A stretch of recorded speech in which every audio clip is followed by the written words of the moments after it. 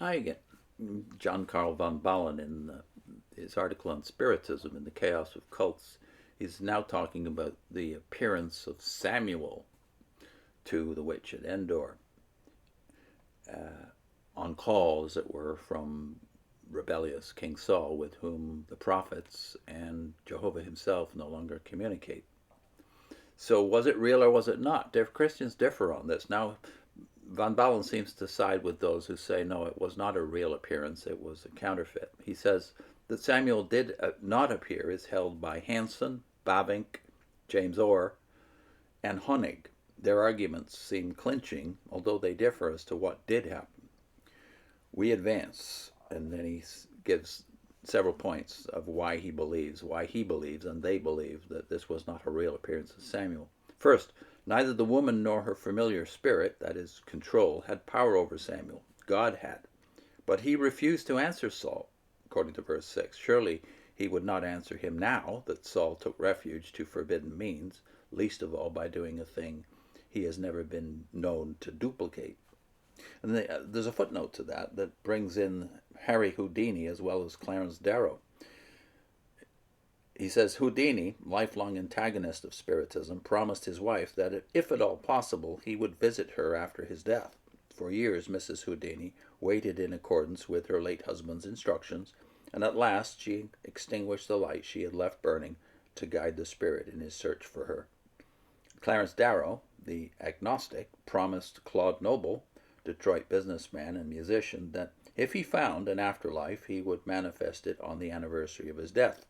On March 13, 1942, Mr. Noble made his fourth annual attempt in Jackson Park, Chicago, to contact Darrow.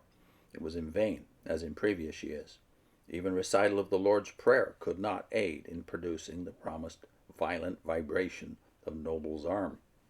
And no wonder. The Lord's Prayer cannot avail in an attempt to run afoul of the Lord's written word.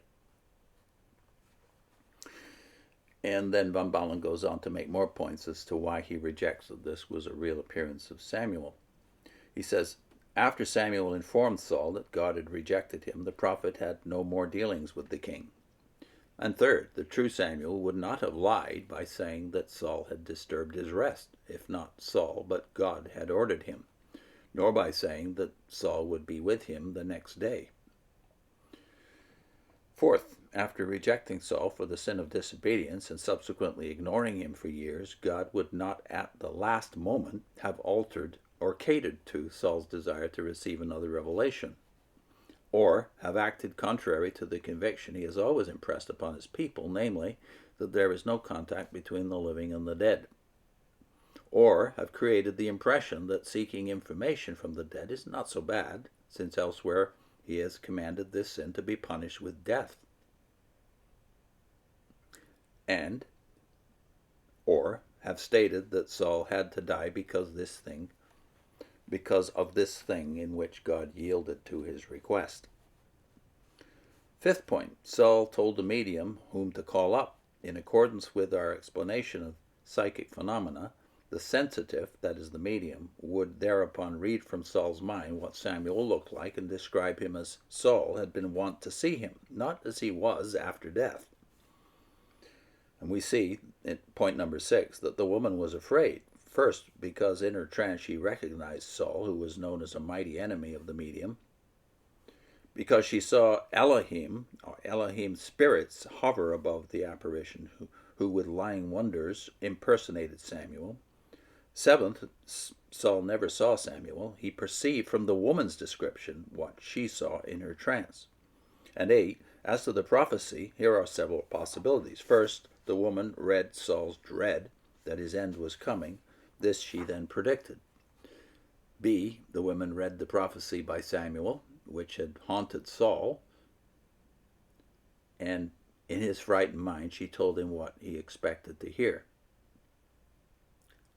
And finally, if a demon impersonating Samuel spoke through the medium, it would remember Samuel's prophecy and make use of it.